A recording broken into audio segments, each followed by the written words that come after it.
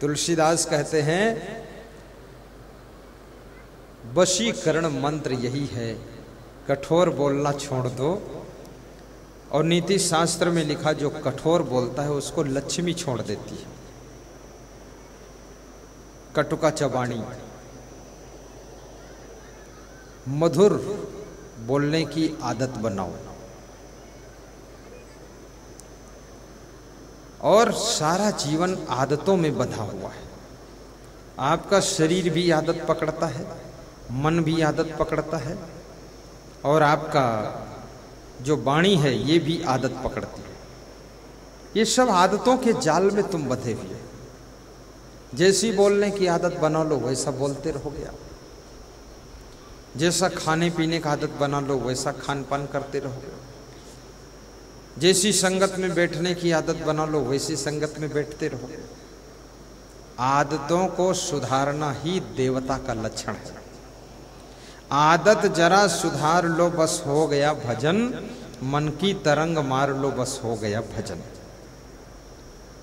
संत कबीर से किसी ने पूछा कि भजन क्या है, तो कबीर साहब कहते हैं मन की तरंग मार लो बस हो गया भजन, आदत जरा सुधार लो बस हो गया भजन। मन की तरंग मार लो बस हो गया भजन, आदत जरा सुधार लो बस हो गया भजन। कोई तुम्हें बुरा कहे तो सुन कर क्षमा, वाणी कसर संभार लो बस हो गया भजन, वाणी कसर संभार लो बस हो गया भजन। आदत जरा सुधार लो बस हो गया भजन, मन की तरंग मार लो बस हो गया भजन, आदत जरा सुधार लो बस हो गया भजन। उन आदतों को छोड़िए जिनकी वजह से तुम्हारे घर में अशांति होती है। उस खान पान की आदत को बदलिए जिससे तुम्हारा स्वास्थ्य भी ठीक नहीं रह पाता। उस नशा की आदत को छोड़ दीजिए जिससे तुम्हारे घर में कलह कलेश बहुत होता है, स्वास्थ्य भी खराब होता है। आलस्य की आदत को छोड़िए जिससे पूरी जिंदगी बर्बाद हो रही है। और मनुष्य एक है, इसमें आदतें अनेक हैं। नशा करने की आदत, आलस्य करने की आदत, झूठ बोलने की आदत, चोरी करने की आदत, छल कपट करने की आदत, काम ना करने की आदत, बेईमानी करने की आदत, दारू पीने की आदत, मांस मछली खाने की आदत, दूसरों को परेशान करने की आदत, झूठे मुकदमे में दूसरे को फंसाने की आदत, और खुद झूठे में फंस गए तो बहुत चिल्लाने की आदत, गंदगी फैलाने की आदत, झगड़ा करने की आदत, गम ना खाने की आदत, गुस्सा करने की आदत, नाराज होने की आदत, दांत पीसने की आदत, बहुत ज़्यादा सोने की आदत, जगाने जाए तो उससे नाराज होने की आदत, ना जगाए तो अंधाधुंध सोते रहने की आदत, अधिक खाने की आदत, खाने के बाद पछताने की आदत, पछताने के बाद कहने की आदत कल कम खाऊंगा, कल खाने बैठे फिर डबल खाने की आदत। ये बहुत सारी आदतें हैं जिसमें जीव फंसा हुआ है। इसी को संत कबीर कहते हैं आदत जरा सुधार लो बस हो गया भजन। असली भजन ये है। भांग खाने की आदत, कोई भांग छोड़ने के लिए कहे तो उसे समझाने की आदत कि शिव जी की बूटी है, जन्म जन्म की घूटी है, कभी नहीं ये छूटी है, बात मेरी ये झूठी है, शिव जी की ये बूटी है। ये फालतू बातें करना, शिव जी की बूटी है। तो समझाते हैं कि शिव जी खाते थे भांग, शिव जी तो कैलाश पर्वत पर तपस्या करते थे, फिर तुम क्यों नहीं करते हो? भांग खाने में शिव जी की बराबरी करते हो और शिव जी की टांग बराबर हो नहीं। कभी गए हो कैलाश पर्वत पर तपस्या करने? शिव जी ने तो बहुत ज्ञान की बातें स्कंद पुराण में कही है। कोई ज्ञान की बात तुमको याद है? एक श्लोक बोल सकते हो? जो शिव जी ने बोला वो भी याद नहीं कर सकते? बस भांग एक खाना शुरू किया है और ये बोलते हो शिव जी खाते थे। कौन प्रमाण है शिव जी खाते थे? ये तो खाने वालों ने शिव जी पर थोप दिया है। शिव जी भांग नहीं खाते थे। शिव जी तो बहुत ज्ञानी थे, वो कैसे भांग खाएंगे? शिव जी स्कंद पुराण उठा करके पढ़ो, आप देख लो शिव जी का ज्ञान कितना है। और शिव जी ने पार्वती जी को समझाया है। रामायण में भी खाई कबाब शराब सरोजा, निस्दिन पर नारिन कहा खोजा, माँ नहीं माता पिता नहीं देवा, साधुन से करवावई सेवा, जिनके यश आचरण भवानी, ते जानो निश्चर संप्राणी। शिव जी नशा करने वालों को निशाचर कहते हैं, मांस मछली अंडा खाने वालों को निशाचर कहते हैं, तो वह कैसे भांग खाते होंगे? लोग झूठी बात शिव जी का प्रमाण देते हैं। शिव जी के डमरू में 64 गुण थे, आपकी तो जिंदगी में 64 गुण नहीं है। शिव जैसे गुणवान बनो। तो ये चाणक्य कहते हैं कि जिसकी मधुर वाणी है और जो दान करता है उसके घर में स्वर्ग उतरता है, देवार्चनम। और जिसके घर में देवी देवताओं की अर्चना वंदना, अर्थात देवी देवताओं वाले स्वभाव वाले व्यक्तियों का सम्मान जिस घर में है और जिस घर में पूजा पाठ भक्ति भजन होता है, उस घर में स्वर्ग निवास करता है। ब्राह्मण तर्पणश्च, और जिस घर में ज्ञानी बुद्धिमान ब्राह्मण की वस्त्र और भोजन से सेवा होती है, वह घर स्वर्ग का स्थान बनता है, जिस घर में ये 4 चीजें होती हैं। अब नरक किस घर में होता है? अत्यंत कोपा, जिस घर के लोग अत्यंत क्रोध करते हैं, बहुत गुस्सा करते हैं, जरा भी सहनशीलता नहीं, छोटी छोटी बात में उलझ जाते हैं, घर छोड़कर भाग जाते हैं, छोटी सी बात में खाना नहीं खाते हैं, छोटी सी बात हो गई तो जहर खाने को तैयार हो जाते हैं, आग लगाकर मरने को तैयार हैं। ऐसे घरों में नरक हो जाता है। इसलिए व्यक्ति को सहनशील होना चाहिए, गुस्सा को कंट्रोल करना चाहिए। अत्यंत कोपा कटुका चबाणी, जब तुम होटल में खाने जाते हो तो 5 मिनट वहां वेट करना पड़ता है। बैठे रहते हो कुर्सी मेज के सामने और 5 मिनट इंतजार करते हो, तब वो रेस्तरां लेकर आता है और सामने रखता, पहले पानी देता है। लेकिन घर में अगर तुम रसोई में जाओ खाने के लिए और 5 मिनट वेट करना पड़े तो न जाने कितना बड़ा तांडव कर दोगे। उतनी देर में तुमको सहनशीलता नहीं रही। वहाँ होटल में कौन धर्म पत्नी परोस रही जो गम खा लेते हैं, अब यहाँ कौन तुम्हारे नौकर लगे हैं? यहाँ क्यों नहीं गम खाते हो? हवाई जहाज में यात्रा करते वहाँ लाइन में लग जाते हो, सब लाइन में लगे रहते, वहाँ कोई बे लाइन नहीं काम होता है। लेकिन सत्संग में आते हो एक दूसरे को ढकेलना शुरू करते हो। यहाँ जब लोग यहाँ प्रणाम करने आते धक्का मुक्की शुरू कर देते, बड़ी जल्दी है, लाइन में लग जाओ, एक एक करके चलते जाओ, एक दूसरे को छुओ मत, छूने से पुण्य घट जाता है। आराम से चलो, प्रणाम करो, आशीर्वाद लो, समझते जाओ, बढ़ते जाओ, ज्यादा देर भी मत लगाओ।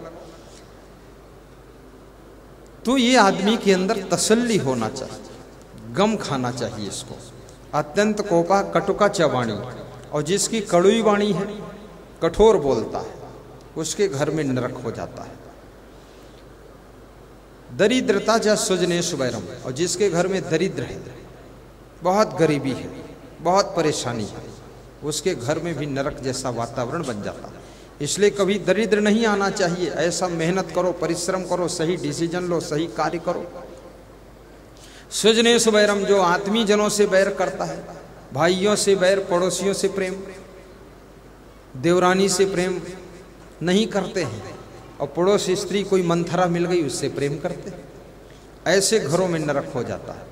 और पांचवी चीज, कुलहीन सेवा, नीच प्रसंगा, और जो दुष्टों की, चरित्रहीनों की, नीचों की संगत करते हैं। दुष्टों से दोस्ती है, गलत लोगों से, अच्छे लोगों के पास नहीं बैठते, उनकी जिंदगी भी नीच आचरण से प्रभावित होती, उनके लिए भी नरक होता है। और कुलहीन सेवा, जो आचरण से भ्रष्ट हैं, उनकी जिसको सेवा करनी पड़ती है उसका जीवन भी नरक हो जाता है। चरित्रवान की सेवा करने को मिले, ज्ञानी की सेवा करने को मिले, महान पुरुष की सेवा करने को मिले तो जिंदगी स्वर्ग बन जाती है, जिंदगी स्वर्ग बन जाती है। अत्यंत कोपः कटुका च वाणी, दरिद्रता च सुजनेषु वैरम, नीच प्रसंगा कुलहीन सेवा, चिन्हानि देहे नरके स्थितानां, नरके स्थितानां। अब एक तीसरा प्रश्न आपके बीच में था, उसका भी उत्तर देता हूँ। संत कबीर से पूछा गया कि वे कौन से लोग हैं, वह कौन सी चीज है जिससे मनुष्य का जीवन सुखी भी होता है, यशस्वी भी होता है, कीर्तिवान भी होता है। और वह चीज क्या पैसे से मिलती? कबीर ने कहा नहीं। मांगने से मिलती? नहीं। उधार मिलती है? नहीं। बेईमानी से मिलती है? नहीं। तो उस चीज का नाम क्या है? कबीर कहते हैं वो गरीब को भी मिल सकती है, अमीर को भी मिल सकती है, गांव वालों को मिल सकती, शहर वालों को मिल सकती है। और वो चीज जिसके पास नहीं होती है उसको सुख, शांति और यश नहीं मिलता है। उस चीज का नाम क्या है? उसका नाम है मानुष तेरा गुण बड़ा। हे मानुष, तेरा गुण ही तुझे सुख देता है, शांति देता है, यश देता है। इसलिए गुणवान बनो। नीति शास्त्र में लिखा है, गुणः पूजा स्थानम न च वयम न च लिंगम। गुणों की हर स्थान पर पूजा होती है, न जाति की पूजा होती है और न तो उम्र की पूजा होती है। आपकी उम्र 150 वर्ष है, इससे क्या फर्क पड़ता है? 150 वर्ष उम्र है, आचरण सब गड़बड़ है। किसी की उम्र 15 साल की है। ध्रुव 5 साल की उम्र में भक्ति करते थे, महान बन गए, ध्रुव भगवान कहा गया। राम जी बचपन से ही उनको भगवान माना गया। और रावण के पास में सब कुछ था, वो धनवान था, सोने की लंका थी, फिर भी उसको भगवान नहीं माना गया। गुणवान व्यक्ति की संसार में पूजा होती है, इसलिए गुणवान बनो। गुणवान बहू बनो, गुणवान पत्नी बनो, गुणवान पति बनो, गुणवान गुरु बनो, गुणवान शिष्य बनो, गुणवान कर्मचारी बनो, गुणवान अधिकारी बनो, गुणवान नेता बनो, गुणवान पड़ोसी बनो, गुणवान ड्राइवर बनो। हर ड्राइवर प्रधानमंत्री का ड्राइवर नहीं बन सकता, क्योंकि उस गाड़ी चलाना केवल नहीं, और भी बहुत गुण होना चाहिए। सरलता का गुण, नम्रता का गुण, सहनशीलता का गुण, सहजता का गुण, प्रेम का गुण, गम खाने का गुण, क्षमा का गुण, दया का गुण, परिश्रम करने का गुण, सफाई शुद्धता का गुण। ये सभी गुण आपको महान बनाते हैं, और गुण ही आपके विकास का द्वार खोलते हैं, और गुण ही आपको उन्नत की ओर ले जाते हैं, और गुणों से आपका यश फैलता है। और गुणवान को कोई छोड़ना नहीं चाहता है, गुणवान को सबको जरूरत है, गुणवान को सब रखना चाहते हैं। तुम गुणवान बनो, तुम्हारा इंतजार पूरी दुनिया कर रही है, अवगुणी का इंतजार कोई नहीं करता है। इसलिए गुणवान संत भी बनना चाहिए, तो गुणवान संत बनो, गुणवान नौकर बनो, गुणवान भंडारी बनो, गुण के ग्राहक सहस्र नर, बिन गुण लहै न कोय। और जैसे कागा कोकिला, शब्द सुने सब कोय। शब्द सुने सब कोय, कोकिला सबय सुहावन। दोऊ को एक रंग, काग सब भये अपावन।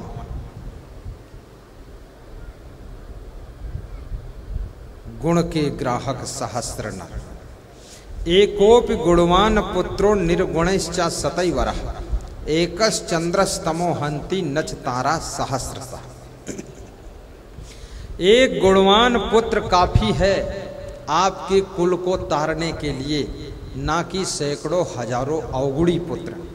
राजा सगर के 60,000 पुत्र थे, ऋषि के श्राप से सब भस्म हो गए। राजा ययाति के 100 पुत्र थे, एक भी उनको नहीं तार सके। पांडव 5 भाई थे, उनकी विजय हुई, और कौरव 100 भाई थे, वो हार गए। कौरव अवगुणी थे, पांडव गुणवान थे। एकोपि गुणवान पुत्रो निर्गुणश्च सतैव। जलता हुआ एक दीपक काफी है दुनिया के सभी बुझे दीपकों को जलाने के लिए, और बुझे हुए करोड़ों दीपक बेकार हैं, वह किसी एक भी दीपक को नहीं जला सकते हैं। इसलिए जलते हुए दीपक बनो, गुणवान व्यक्ति बनो।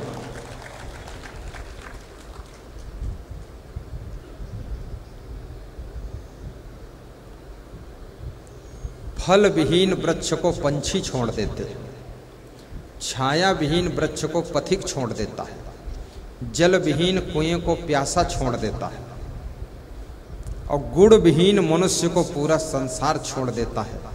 ज्ञान विहीन गुरु को शिष्य छोड़ देता है, सेवा विहीन श्रद्धा विहीन शिष्य को गुरु छोड़ देता है। और याद रखना, प्रेम विहीन व्यक्ति को दुनिया का हर व्यक्ति छोड़ना चाहता है। इसलिए प्रेमवान बनो, गुणवान बनो, महान बनो, बुद्धिमान बनो, तो आपके घर में सुख शांति भी रहेगी, आपका कल्याण होगा, आपको सफलता भी मिलेगी।